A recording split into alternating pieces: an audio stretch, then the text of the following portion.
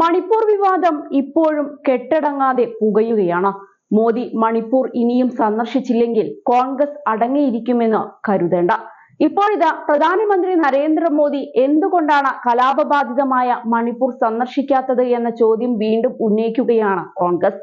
മണിപ്പൂരിലേക്കുള്ള supreme കോടതി ജഡ്ജിമാരുടെ ഒരു സംഘത്തിന്റെ സന്ദർശനത്തെ സ്വാഗതം ചെയ്തുകൊണ്ടായിരുന്നു അദ്ദേഹത്തിന്റെ ഈ പ്രതികരണം. മണിപ്പൂർ സന്ദർശിക്കാൻ പോയ 6 ജഡ്ജിമാരെ കോൺഗ്രസ് പാർട്ടി സ്വാഗതം ചെയ്യുന്നുവെന്ന് അദ്ദേഹം പറഞ്ഞു. കഴിഞ്ഞ 22 മാസത്തിനിടെ മണിപ്പൂരിൽ 100 കണക്കിന് ആളുകൾ മരിച്ചുവെന്നും ഏകദേശം 60,000 പേർ കുടിയിറക്കപ്പെട്ടുവെന്നും ഷെൽട്ടർ ഹോമുകളിലും ദുരിതാശ്വാസ ക്യാമ്പുകളിലും കഴിയുന്നുണ്ടെന്നും അദ്ദേഹം ചൂണ്ടിക്കാട്ടി. ഫെബ്രുവരി 13-നാണ് സംസ്ഥാനത്ത് രാഷ്ട്രപതി ഭരണം ഏർപ്പെടുത്തിയത്. എന്നാൽ 2023 ഓഗസ്റ്റ് 1-ന് സുപ്രീം കോടതി തന്നെ മണിപ്പൂരിലെ ഭരണഘടനാ സംവിധാനം പൂർണ്ണമായും തകർത്തുവെന്ന് പറഞ്ഞിരുന്നു. അതിനുശേഷവും രാഷ്ട്രപതി ഭരണം ഏർപ്പെടുത്താൻ 18 മാസം എടുത്തത് എന്തുകൊണ്ടാണ് എന്നും സുപ്രീം കോടതി ജഡ്ജിമാർ പോയത് നല്ലതാണെങ്കിലും ഏറ്റവും വലിയ ചോദ്യം പ്രധാനമന്ത്രി എപ്പോൾ സന്ദർശിക്കുമെന്നതാണ് എന്നും ജയറാം രമേശ് ചൂണ്ടിക്കാട്ടി.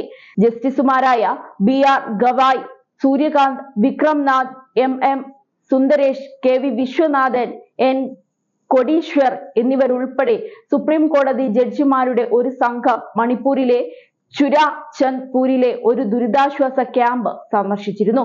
ഈ പശ്ചാത്തലത്തിലാണ് അദ്ദേഹത്തിന്റെ ഈ പ്രതികരണം.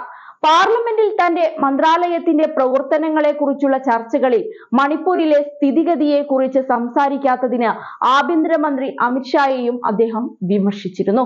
കഴിഞ്ഞ ദിവസം ആഭ്യന്തരമന്ത്രി രാജ്യസഭയിൽ തന്റെ മന്ത്രാലയത്തിന്റെ പ്രവർത്തനങ്ങളെ കുറിച്ച് ഏകദേശം 4 മണിക്കൂർ മറുപടി നൽകി. പക്ഷേ മണിപ്പൂരിനെ കുറിച്ച് അദ്ദേഹം കൂടുതലൊന്നും പറഞ്ഞതുമില്ല.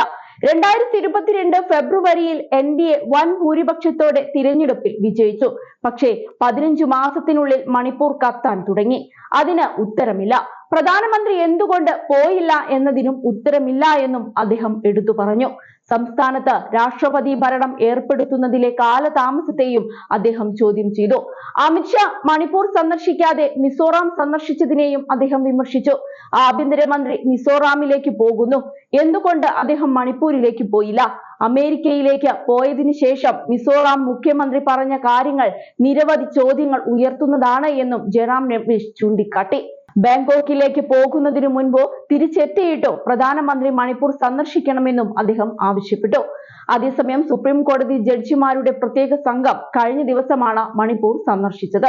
ജസ്റ്റിസ് BR ഗവായിയുടെ നേതൃത്വത്തിലുള്ള 6 അംഗ സംഘമാണ് മണിപ്പൂരിലെത്തിയത്. ദുരിതാശ്വാസ ക്യാമ്പുകൾ സന്ദർശിച്ച സംഘം അവിടുത്തെ ജനജീവിതവും ദുരിതാശ്വാസ ബാധിതർക്കുള്ള ധനസഹായ വിതരണവും വിലയിരുത്തി. നാഷണൽ ലീഗൽ സർവീസസ് അതോറിറ്റിയുടെ എക്സിക്യൂട്ടീവ് ചെയർമാനായ ജസ്റ്റിസ് ഗവായ് മണിപ്പൂരിലെ നിയമസേവന ക്യാമ്പുകളും മെഡിക്കൽ ക്യാമ്പുകളും ഉദ്ഘാടനം ചെയ്തു. കുടിയിറക്കപ്പെട്ടവർക്ക് ദുരിതാശ്വാസ സാമഗ്രികളും സംഘം വിതരണം ചെയ്തിരുന്നു. ആരോഗ്യ സംരക്ഷണം, പെൻഷനുകൾ, തൊഴിൽ പദ്ധതികൾ, തിരിച്ചറിയൽ രേഖ വീണ്ടെടുക്കൽ എന്നിവയുൾപ്പെടെയുള്ളവ ഇവർക്ക് ഉറപ്പാക്കാനുള്ള നടപടികൾ നിയമസഹായ വകുപ്പുകൾ ഇനി ഉറപ്പാക്കും.